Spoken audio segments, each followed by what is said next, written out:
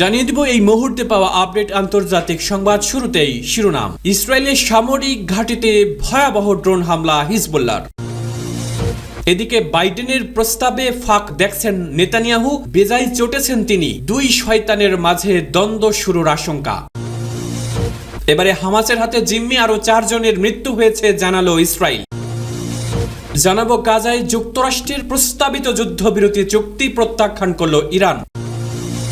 এবং সবশেষে জানাবো রাশিয়াকে ধসিয়ে দিতে কিয়েভকে যুদ্ধ বিমান দিচ্ছে ডাসরা। এতক্ষণে সংবাদ শিরোনাম শুনছিলেন, এবারে জানিয়ে দিব বিস্তারিত।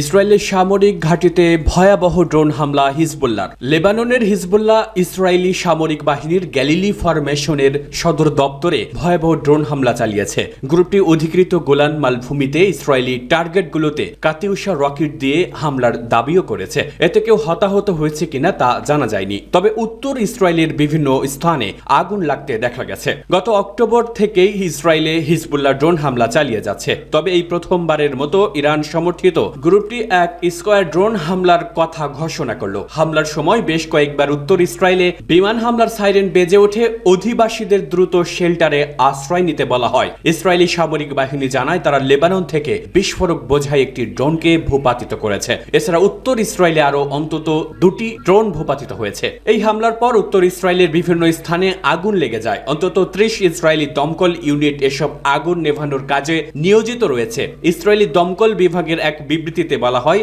আগুনে কোনো জীবন বা বাড়িঘরের প্রতি হুমকি সৃষ্টি হয়নি, তবে তারা সম্প্রদায় ও সম্পত্তি রক্ষার জন্য কঠোর পরিশ্রম করে যাচ্ছে। তারা জানায় তারা 13 ঘন্টার বেশি সময় ধরে আগুন নেভানোর কাজ করছে। গাজায় ইসরায়েলি হামলা শুরুর পর থেকেই হিজবুল্লাহ ও ইসরায়েলের মধ্যে হামলা পাল্টা হামলা চলছে। এর ফলে ইসরায়েল লেবানন সীমান্তে বড় ধরনের সংঘাত সৃষ্টির শঙ্কা সৃষ্টি হয়েছে। সাম্প্রতিক সময়ে লেবাননে ইসরায়েলি হামলা তীব্র হয়েছে।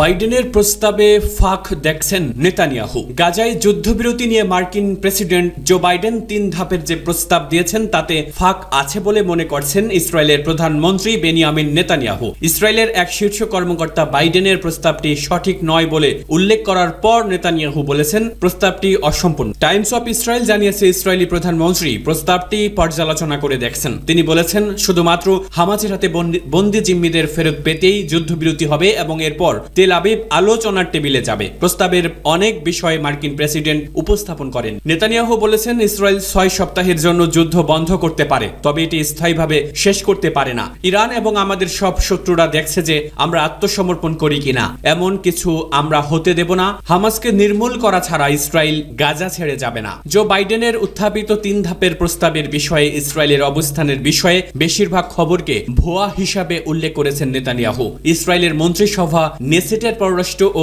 প্রতিরক্ষা কমিটির কাছে নেতানিয়াহু আরো বলেছেন হামাসকে নির্মূল না করা পর্যন্ত গাজায় তাদের অভিযান চলবে। এ সময় রাফা এবং ফিলাডেলফি করিডোরে অভিযান, জিম্মি আলোচনা, হামাস উত্তর সীমান্তে লড়াই, পশ্চিম তীর এবং ইরান প্রসঙ্গে আইন প্রণেতাদের ব্রিফ করেন। এর আগে শনিবার ইসরায়েলের জাতীয় নিরাপত্তা মন্ত্রী ইতামার বেন গভির প্রধানমন্ত্রী নেতানিয়াহুকে জিম্মি চুক্তির বিরোধিতা করেন। প্রধানমন্ত্রী নেতানিয়াহু নেসেটের পররাষ্ট্র ও প্রতিরক্ষা কমিটিকে আশ্বস্ত করে জানান ইসরায়েল তার 3টি যুদ্ধের লক্ষ্য অর্জন না করা পর্যন্ত গাজায় যুদ্ধ শেষ করবে না। হামাসের সামরিক ও বেসামরিক শাসন ক্ষমতা ধ্বংস, সব জিম্মি মুক্তি এবং গাজা যাতে ইসরায়েলের জন্য হুমকি না হয় তা নিশ্চিত করা। এদিকে ইসরায়েলের জ্যেষ্ঠ কর্মকর্তারা জানিয়েছেন বাইডেনের প্রস্তাবের 2য় ধাপ ইসরায়েল মেনে নেবে না, কারণ স্থায়ীভাবে যুদ্ধবিরতির বিষয়ে তাদের ঘোরতর আপত্তি রয়েছে। অন্যদিকে হামাস যে কোনো প্রস্তাবে স্থায়ী যুদ্ধবিরতির সম্ভাবনা দেখতে যায়। এটি ছাড়া তারা কোনো প্রস্তাব মেনে নেবে না। ইসরায়েলের কর্মকর্তারা আরো জানিয়েছেন যদি তেল আবিব মনে করে আলোচনার মাধ্যমে জিম্মি মুক্তির বিষয়টি হামাস দীর্ঘায়িত করা হচ্ছে,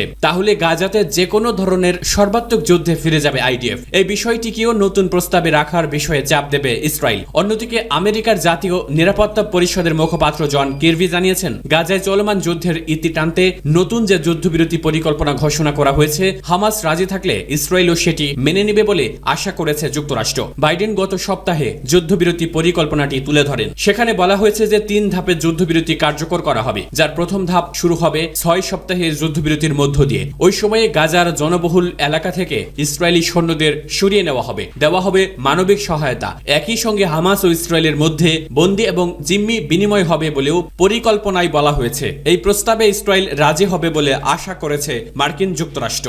হামাসের হাতে জিম্মি আরো 4 জনের মৃত্যু হয়েছে জানালো ইসরায়েল। ফিলিস্তিনের গাজায় হামাসের হাতে জিম্মি থাকা আরো 4 ব্যক্তির মৃত্যুর খবর নিশ্চিত করেছে ইসরায়েলের সামরিক বাহিনী। গাজার দক্ষিণাঞ্চলের খান ইউনিসে ইসরায়েলি বাহিনীর অভিযানের সময় এই 4 জনের মৃত্যু হয়েছে। বর্তমানে তাদের মরদেহ হামাসের জিম্মায় আছে। নিহত 4 জন হলেন ব্রিটিশ ইসরায়েলি নাভাদ পোপেলওয়েল, সেইম পেরি, ইয়োরাম মেথরাজ ও আমিরার কুপার। ইসরায়েলি সামরিক বাহিনীর মুখপাত্র দানিয়েল হাগারি বলেন, কয়েক সপ্তাহ ধরে সংগ্রহ করা গোয়েন্দা তথ্যের ভিত্তিতে এই 4 ব্যক্তির মৃত্যুর খবর জানা গেছে, তবে বিস্তারিত কিছু জানাননি তিনি। হামাস গত মাসে দাবি করেছিল গাজা উপত্যকায় গত এপ্রিলে ইসরায়েলি হামলায় নাদাফ পোপেলওয়েল নামের এক জিম্মির মৃত্যু হয়েছে। ওই সময় যুক্তরাজ্যের পররাষ্ট্র দপ্তর জানায় হামাসের এমন দাবি তদন্ত করে দেখা হচ্ছে, যদিও পরে আর কখনোই ব্রিটিশ ইসরায়েলি নাদাফ পোপেলওয়েল মৃত্যুর খবর নিশ্চিত করে জানানো হয়নি। নাদাফ সহ বাকি 3 জনকে গত বছরের 7 অক্টোবর গাজার পাশের কিবুৎজেস এলাকা থেকে জিম্মি করেছিল হামাস। ওই দিন ইসরায়েলে হামাসের হামলায় প্রায় 1200 মানুষ নিহত হন, জিম্মি করা হয় প্রায় 250 মানুষকে। এসব তথ্য ইসরায়েলি কর্তৃপক্ষের। ইসরায়েলে হামাসের হামলার জবাবে ওই দিন গাজায় নির্বিচার হামলা শুরু করে ইসরায়েলি বাহিনী। সেই থেকেই যুদ্ধ চলছে। গাজা এখন যেন ধ্বংস নগরীতে রূপ নিয়েছে। প্রাণ গেছে 35,000-এর বেশি মানুষের। এর মাঝে গত নভেম্বরে সপ্তাহব্যাপী যুদ্ধবিরতি কার্যকর হয়েছিল। তখন 105 জন বেসামরিক জিম্মিকে মুক্ত করেছিল হামাস, কিন্তু যুদ্ধবিরতি শেষে আবার ইসরায়েলি ধ্বংসযজ্ঞ চালু হয়ে যায়। গাজায় যুক্তরাষ্ট্রের প্রস্তাবিত যুদ্ধবিরতি চুক্তি প্রত্যাখ্যান করল ইরান। গাজায় যুক্তরাষ্ট্রের প্রস্তাবিত যুদ্ধবিরতি চুক্তি প্রত্যাখ্যান করেছে ইরান। এছাড়া লেবাননের বিরুদ্ধে সর্বাত্মক যুদ্ধ শুরু করার বিরুদ্ধে ইসরায়েলকে সতর্কও করেছেন দেশটির ভারপ্রাপ্ত পররাষ্ট্রমন্ত্রী আলী বাঘেরি কানি। আল জাজিরার খবরে বলা হয়েছে, গত মাসে তার পূর্বসূরি হোসেইন আমির আবদুল্লাহিয়ান মৃত্যুর পর বৈরুতে এটা তার প্রথম সরকারি সফর। ইরানের পররাষ্ট্রমন্ত্রী বলেন, লেবাননে হিজবুল্লাহর বিরুদ্ধে সর্বাত্মক যুদ্ধ শুরু করলে ইসরায়েল সংকটে পড়বে। লেবাননকে তিনি প্রতিরোধের সূতিকাঘার হিসাবে বর্ণনা করেন। ইরানি দূতাবাসে এক সংবাদ সম্মেলনে বাঘেরি কানি বলেন, যুক্তরাষ্ট্র যদি সৎ হয় তাহলে যুদ্ধবিরতির নামে পরিকল্পনা প্রস্তাব করার পরিবর্তে তাদের অবশ্যই একটি পদক্ষেপ নিতে হবে, আর তা হলো ইসরায়েলকে সব ধরনের সহায়তা বন্ধ করা। কেবল একবার সহায়তা বন্ধ হয়ে গেলে ইসরায়েলের কাছে ফিলিস্তিনিদের বিরুদ্ধে অপরাধ করার সরঞ্জাম এবং ক্ষমতা থাকবে না এবং যুদ্ধ শেষ হবে। উল্লেখ্য, যুক্তরাষ্ট্রের প্রেসিডেন্ট জো বাইডেন গত সপ্তাহে গাজায় 3 ধাপে যুদ্ধবিরতির বাস্তবায়নের প্রস্তাব দেন। প্রস্তাব অনুযায়ী গাজা উপত্যকায় মানবিক ত্রাণ সহায়তা বাড়ানো হবে। এছাড়া যুদ্ধবিরতির সময় কিছু জিম্মিকে মুক্তি দেবে হামাস, বিনিময়ে ইসরায়েলের কারাগারে বন্দী থাকা ফিলিস্তিনিদের মুক্তি দেওয়া হবে। রাশিয়াকে ধসিয়ে দিতে কিয়েভকে যুদ্ধ বিমান দিচ্ছে ডাসরা। রাশিয়ার টুটি চেপে ধরতে সাহস কুলায়নি বেলজিয়ামের, তবে নেদারল্যান্ডস সেই পথে না হাঁটার ঘোষণা দিয়েছে। দেশটির প্রতিরক্ষা মন্ত্রী কাজ শাহ ওলোনগ্রেন জানিয়েছেন, ইউক্রেনকে 24টি F-16 ফাইটার জেট দেবে নেদারল্যান্ড। সিঙ্গাপুরে শাংগ্রি-লা ডায়ালগে পলিটিকোকে দেওয়া সাক্ষাৎকারে এমনটি জানান তিনি। তবে তার দেশ বেলজিয়ামের পথ অনুসরণ করবে না বলেও জানান ওলোনগ্রেন। বেলজিয়াম জানিয়েছে তারা ইউক্রেনকে F-16 যুদ্ধবিমান ঠিকই দেবে, তবে সেগুলো রাশিয়ার আকাশসীমায় ওড়ানো যাবে না। রাশিয়ায় ঢুকে হামলার জন্য ডাস ফাইটার জেট ব্যবহার করার অনুমতি দিলেও আন্তর্জাতিক আইন এবং জাতিসংঘের সনদ মেনে চলার কথা স্মরণ করিয়ে দিয়েছেন ওলোনগ্রেন। সিঙ্গাপুরে এই নিরাপত্তা সম্মেলনের ওলোনগ্রেন ছাড়াও মার্কিন প্রতিরক্ষা মন্ত্রী লয়েড অস্টিন ও অন্য সিনিয়র কর্মকর্তারা মিলিত হন। রোববারের ওই সম্মেলনে যোগ দেন ইউক্রেনের প্রেসিডেন্ট ভলোদিমির জেলেনস্কিও। ইউক্রেনকে সহায়তা ইস্যুতে ওলোনগ্রেন বড় বড় আশ্বাস দিলেও তার